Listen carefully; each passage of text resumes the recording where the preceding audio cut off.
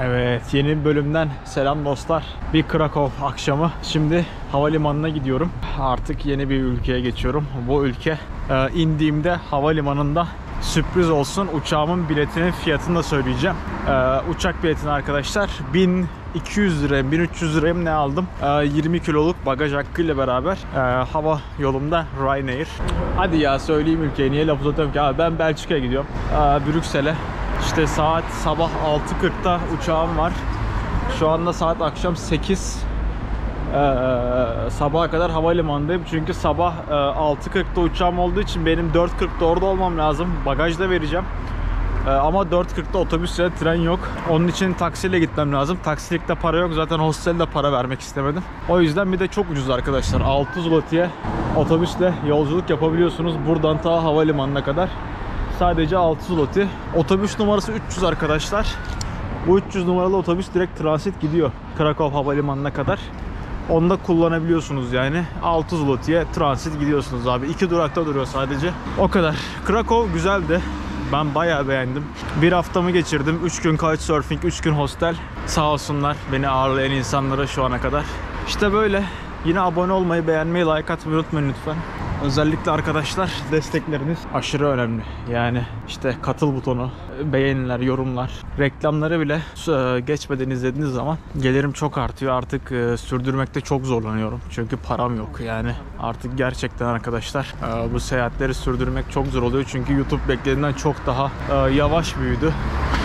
O yüzden lütfen desteklerinizi esirgemeyin. Süper teşekkür var, katıl var. Çok memnun olurum yani. Neydi? Ağın eli tutulmaz. Evet, geldim. Bak bu 300 numaralı bu işte. Bu direkt bak Krakow Airport'a gidiyor. Her yarım saatte var bu. Konuşamıyorum soğukta. Her yarım saatte biri var arkadaşlar bu saatlerde. Gündüzler 15 dakikada biri var. 6 zloty dediğim gibi. Biniyorsun abi, 2-3 durak duruyor ve gidiyorsun yani. Çok güzel bir otobüs. Ama sıkıntı şu, Brüksel havalimanında ben 2 tane havalimanı varmış Brüksel'de. Ben bilmiyordum 2 tane olduğunu. Rastgele aldım nasıl olsa giderim diye. Bir tanesi Brüksel'in bayağı bir güneyinde. Oradan arkadaşlar Brüksel merkeze ulaşım tam 20 euro. O yüzden sabah oraya vardığımda otostop çekeceğim. Yani hiç 20 euro para veremeyeceğim. Aşırı pahalı. Çok para yani. O mesafe için 20 euro aşırı bir para. O yüzden öyle bir şey yapacağım. Belki en yakında bir tane kasaba var. Oraya da otostop çekip oradan da trenle geçebilirim.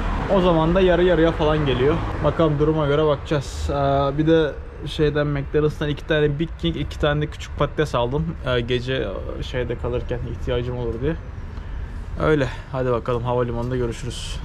Geldim buraya. Son videoyu çektikten sonra bayağı bir oturdum, uyudum. Valizi verdim. Güvenlikten geçtim.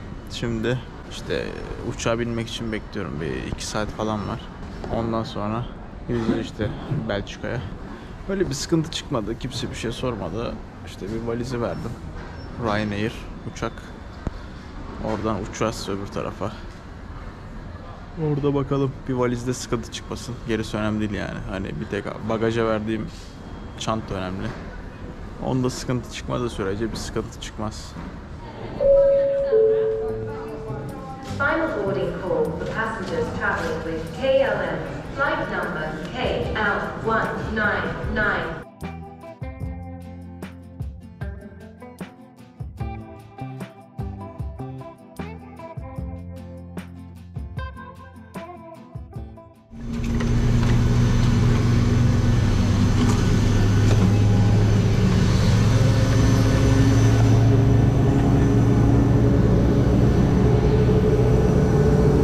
Soğuk, bayağı soğuk.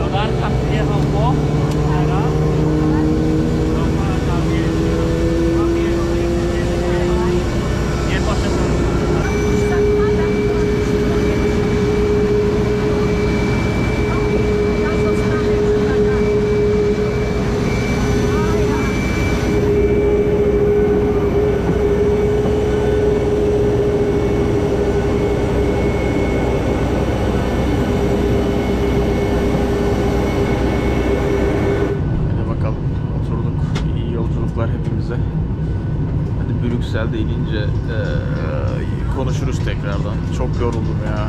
Hadi bakalım.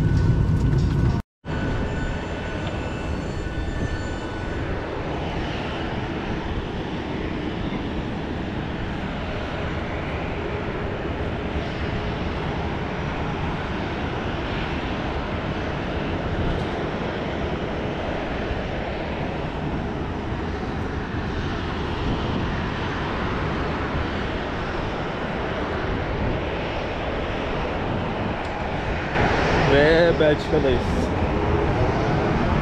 28. ülkem arkadaşlar. Hadi bakalım, devam.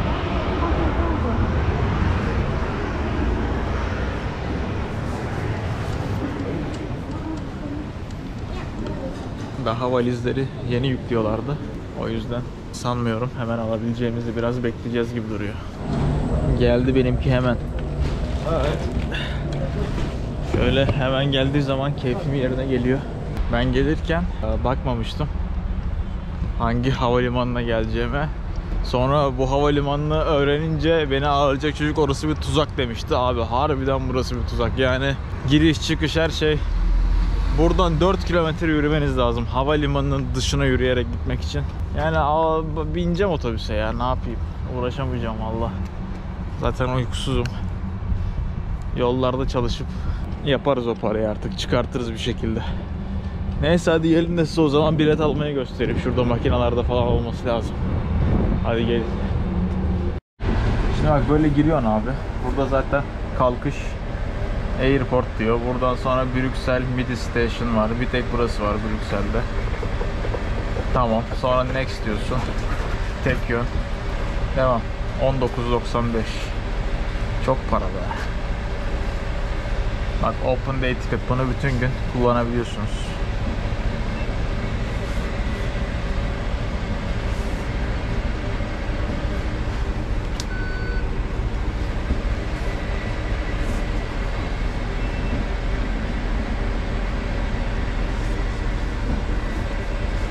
Sonra da biletinizi yazdırıyor işte.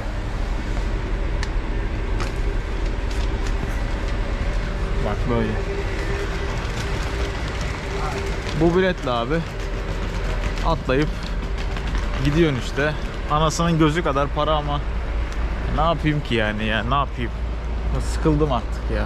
Bu para işlerinden sıkıldım. Hadi bekleyelim. Hayatımda gördüğüm en karışık abi şey. Otogar. Geldim bu arada havalimanından. Tren istasyonu, hiçbir şey bulamıyorum. Ama insanlar çok yardımsever. Hemen atlıyorlar. Çok ilginç yani, beklemediğim bir şey bu. Şimdi bakalım, tramvayı bulmaya çalışıyorum.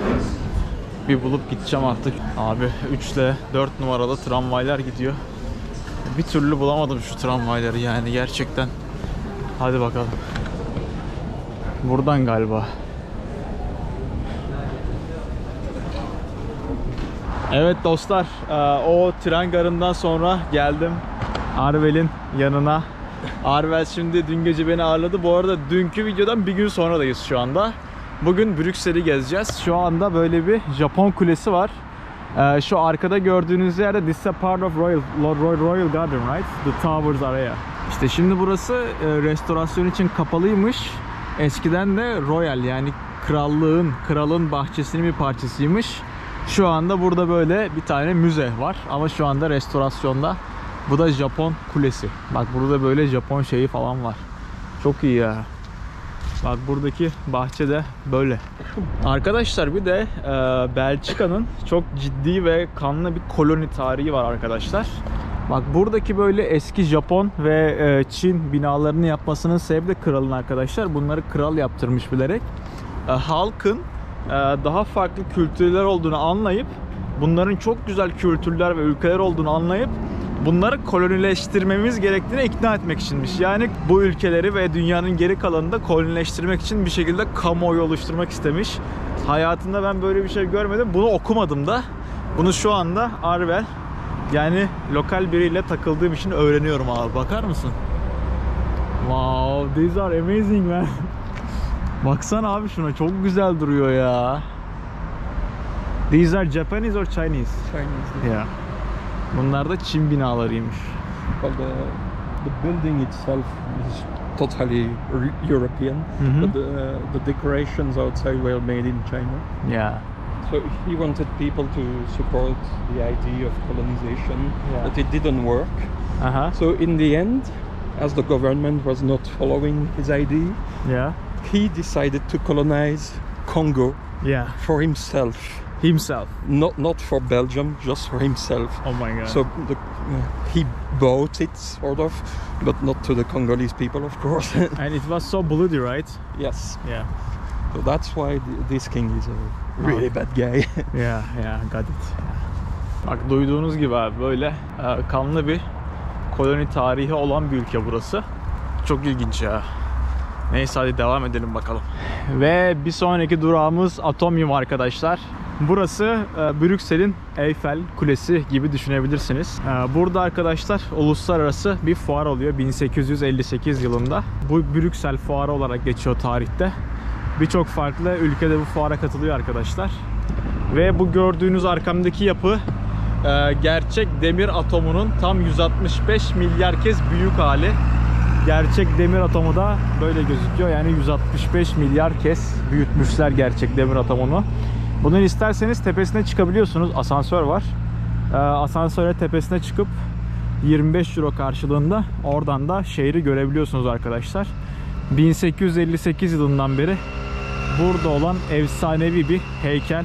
Böyle inanılmaz bir şey. Tabii ki ben üstüne çıkmayacağım çünkü 25 euro'm yok. Zaten dün kredi kartımı da kaybettim. O yüzden artık parasızlık dipte. Bunun da arkadaşlar yapan adamın ismi Andrei Waterkey. Böyle bir heykeltıraş ya da sanatçı abimiz bu devasa binayı yapmış. Çok efsanevi duruyor ya. Bak böyle yakından daha büyük abi. Oğlum bu inanılmaz bir yapı ya. Bayağı büyük. 9 tane top, 9 tane atom. Bunun da tasviri işte demir atomu. 165 milyar tane demir atomunu demek ki büyütünce 165 milyar kez demir atomunu böyle oluyor.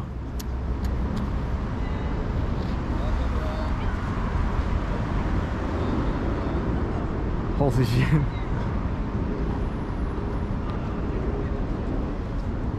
Bak 9 tane top var. 1, 2, 3, 4, 5, 6, 7, 8, 9. Altına da böyle abiler, Belçikalı abiler kafe yapmış.